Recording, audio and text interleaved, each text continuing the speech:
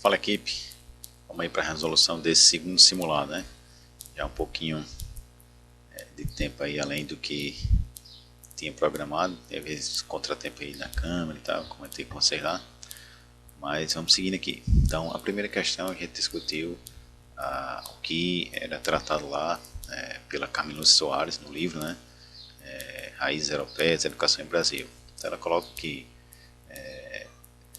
destaca aí a influência médica, né, para a educação física devido ao excessivo valor atribuído aos exercícios físicos. A autora destaca ainda através de conhecimento oriundos da. Aí vem o termo-chave da questão, né, que a autora coloca como sendo a biologia, anatomia e fisiologia. Então, esses três termos aí, chave para a gente pensar naquela ideia lá, né, médico, higienista, é a base de conteúdos, né, então, de fato aqui, quando a gente pensa na tendência higienista, na perspectiva ali inicial de ensino da educação física, a gente deve pensar nessa ideia da biologia, anatomia e fisiologia. Então, não se tinha ainda, por exemplo, uma perspectiva aqui de biomecânica, né? Então, biomecânica na letra B e na letra C, a gente já elimina a questão. Na letra A, aqui pensar em química e física, também não deveria pensar aqui nisso, né? Então a gente já eliminaria também a alternativa A. Então, até eu estou fazendo aqui essa gravação pensando no diretamente do Google Forms, né, para a gente avaliar aqui o quantitativo aqui de respostas. Né? Então, a grande maioria de fato acertou essa questão, né? 19 pessoas aqui, assim, muita gente errou também ela, mas 14 pessoas erraram aqui, mas o foco central aqui relacionado a essa perspectiva de biologia, anatomia e fisiologia, o pessoal já tem esse entendimento, né? Muita gente ficou na letra B aqui pensando na ideia da biomecânica, mas naquela época não era uma vertente ainda tão importante, tão enfática relacionada à perspectiva higienista. Né? Vamos para a segunda questão aqui. O Beth e Juliano, 2002, destacam as finalidades da educação física, afirmando que, enquanto componente curricular, da educação básica, esta deverá. Então, pensando aqui na finalidade da educação física, proposta por Mauro Betti, né, e Juliano, 2002, a gente tem exatamente esse pensamento de que a ideia é introduzir e integrar o aluno na cultura corporal do movimento, né, a formar que o cidadão que vai reproduzi-la, produzi-la, né, e trazer esse contexto mais ampliado em relação à perspectiva da cultura corporal do movimento. Então, na letra A, por exemplo, a gente pensar aqui que é formar os alunos para a consciência crítica em relação ao esporte, né, praticado, não, a ideia não é essa. A ideia do esporte já passou como conteúdo, a gente deve tratar o esporte sim, né, na educação física, mas não pensando que a ideia é formar o aluno para discutir esse pensamento crítico do esporte aí, né, no país atualmente, como coloca. Na letra C, a gente tem essa ideia aí de proporcionar ao aluno uma formação ampliada, né, com os conteúdos específicos, jogo, ginástica, luta e dança. Então, não é essa vertente aí de tratar só isso, né, desses 4 conteúdos aí, de forma mais ampliada.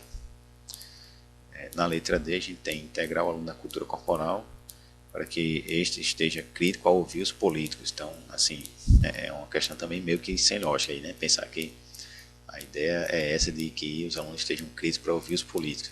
Obviamente que a ideia é formar um cidadão crítico, reflexivo, que consiga, dentro da sociedade em que ele vive, ter um pensamento crítico em relação, inclusive, à política em si, né? Mas não é para estar lá esse pensamento assim de a educação física é para formar um aluno em relação a essa ideia de discussão com os políticos, não é isso. É integrar, né, como os autores colocam, e introduzir o aluno aí na cultura corporal do movimento. Aqui ficou beleza, né? Das 33 pessoas que responderam o simulado, 30 conseguiram focar aí nessa alternativa correta. Na questão 3, uma questão aí que é interessante, que a Soraya Darido, né, comenta a ideia das dimensões do conteúdo, procedimental, atitudinal, conceitual. Então ela coloca que quando a gente discute aí produção de jornal, a confecção de livro, de um jornalzinho na escola, algo dessa natureza, a gente está tratando também de uma questão procedimental, certo? Então, procedimental não é só o ato motor específico de praticar ali o jogo, a luta, o esporte, né, o conteúdo que seja. E sim também dentro de sala de aula, por exemplo, ou na própria quadra, né, no ginásio, onde quer que seja, se o aluno está produzindo alguma coisa, né, algo específico ali, material de um texto, de um jornal, né, um seminário, alguma coisa que ele está produzindo, aquilo é um conteúdo na dimensão procedimental. Né? Então, a alternativa aqui de fato é letra A, e aqui também muita gente acertou. Né? Algumas pessoas confundiram aqui com esse conceitual e atitudinal, mas a gente não tem essa base aqui tanto do conceitual como do atitudinal também. A questão 4, a gente tem falando aí dos PCN, né? Então esses são os princípios, os 3 princípios do PCN, o PCN Ensino Fundamental 2. Né? E aí esse texto, ele coloca essa ideia aqui, né, da busca por reverter o quadro histórico da área, de seleção de indivíduos aptos e inaptos para as práticas corporais, resultante da valorização exacerbada do desempenho e da eficiência. Essa é a ideia aí para a gente não mais excluir as pessoas em apto e inapto, aquele aluno que consegue ou não consegue. Né?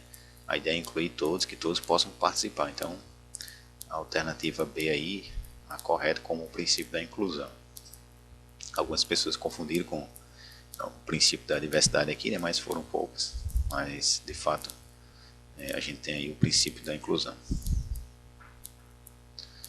A questão 5 é um trecho aí destacado lá no livro, né, do Walter Bracht.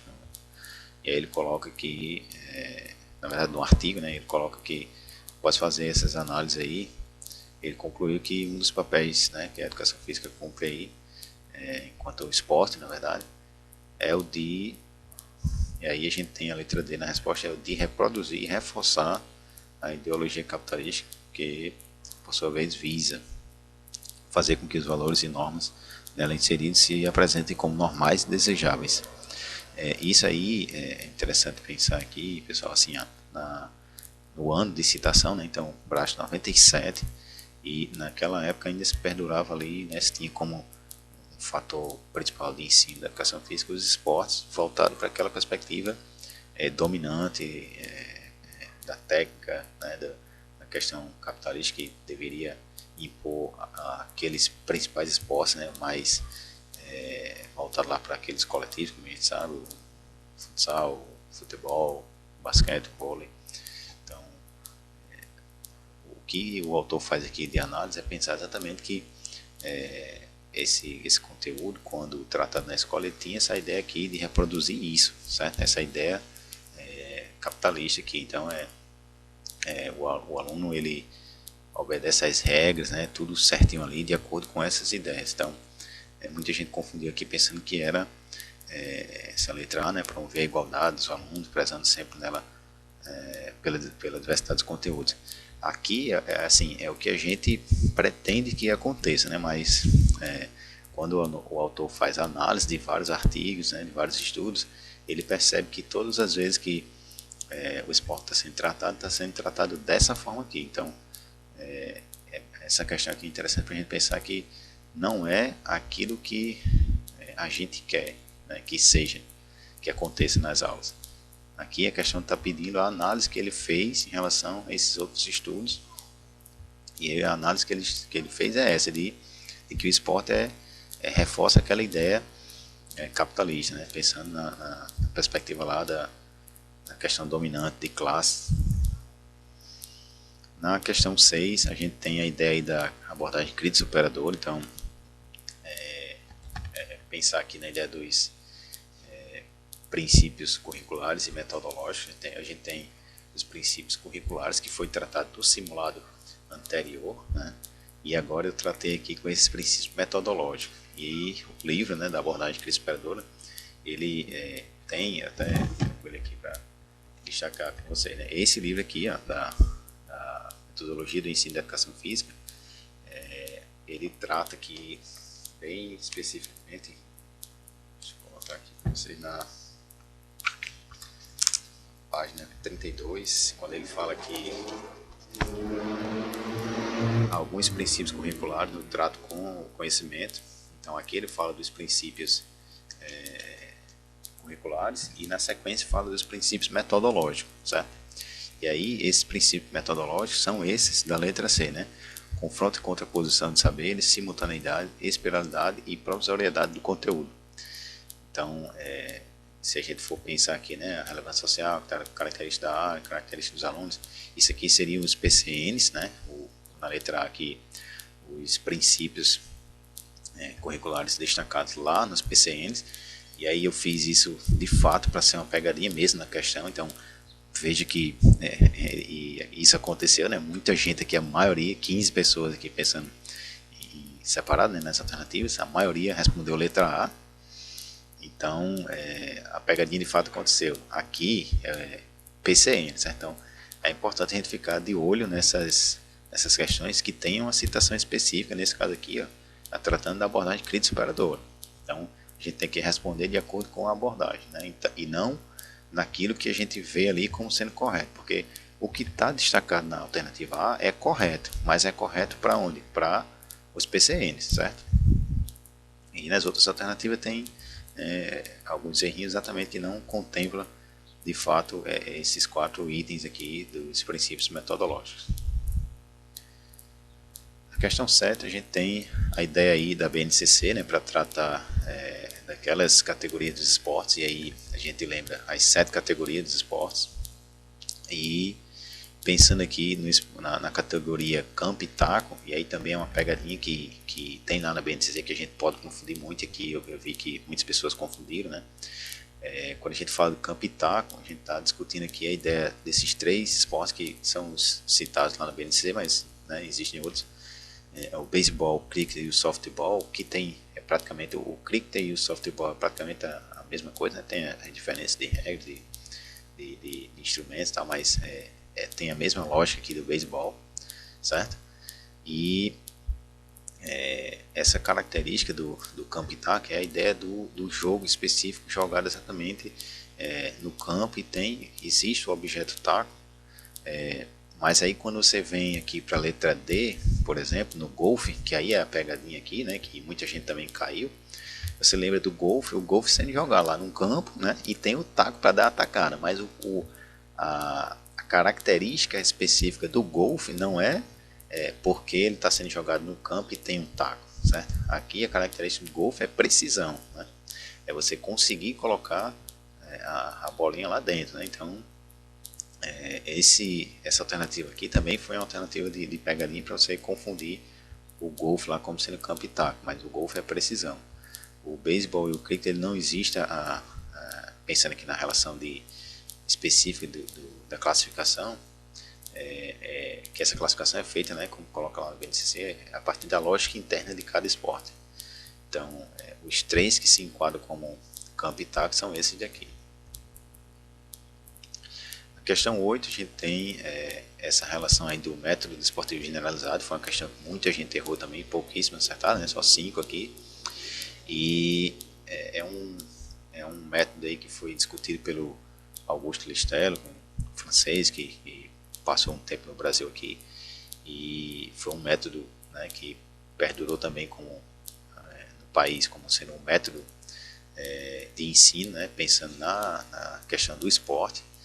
E tem um artigo lá da Soraya Dariro, que eu até acho que já repassei para vocês no grupo Dicas, que discute exatamente essa ideia central desse método, né? Então, trazia essa ideia do conteúdo esportivo, mas não especificamente na ideia do aspecto técnico, do rendimento e tal, e sim mais tratando também o aspecto lúdico, né? Então, o esporte ele poderia ter o aspecto lúdico e ser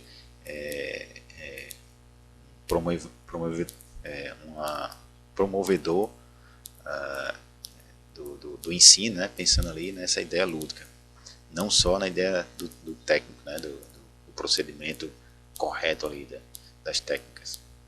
Então é importante, assim, eu destaco para que vocês de fato façam uma leitura sobre isso, né, para aprofundar relacionado a esse método. Poucas bancas costumam cobrar, mas é aquela ideia. Uma ou outra coloca, né, cobra esse método, desportivo generalizado, e aí se cair e você não souber, você vai errar uma questão que provavelmente possa ser a questão que tire você do concurso.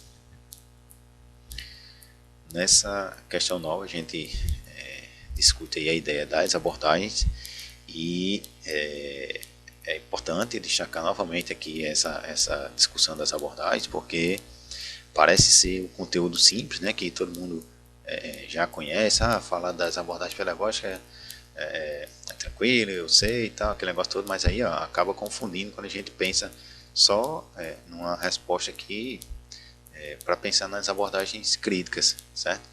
Então, muita gente acabou marcando aqui a psicomotricidade como sendo uma abordagem crítica, e não é. A abordagem da psicomotricidade, que, né, entrou na educação física escolar mais ali por volta do final dos anos 70, início dos anos 80, era uma abordagem que estava tratando exatamente, mais especificamente só do gesto motor relacionado com as outras dimensões do conhecimento humano, né? A perspectiva cognitiva, afetiva, mas o foco central era o desenvolvimento dos movimentos. Então, pensando na lateralidade, na coordenação, na espacialidade. Então, tudo isso sem crítica, né? sem ideia de formação crítica do aluno. E sim que ele desenvolvesse esses movimentos, essas habilidades. Então, a psicomotricidade não é tratada como uma abordagem crítica, certo? E sim aqui as duas, né? A crítica superadora e emancipatória, e essa do ensino aberto às experiências, que é uma abordagem que traz essa perspectiva mais de participação dos alunos de forma mais efetiva na aula, com a participação inclusive na decisão de conteúdos, né? de avaliação, como é que vai ser feito. Então, é uma abordagem também crítica, certo? Então, aqui na letra A, emancipatória, beleza, né? Aí, cultural e construtivista, não, do ponto de vista da perspectiva crítica. A sistêmica, cultural e desenvolvimentista também, nenhuma das três. A crítica superadora emancipatória aqui tem, e é o que eu já discuti, né? Na psicomotricidade, não.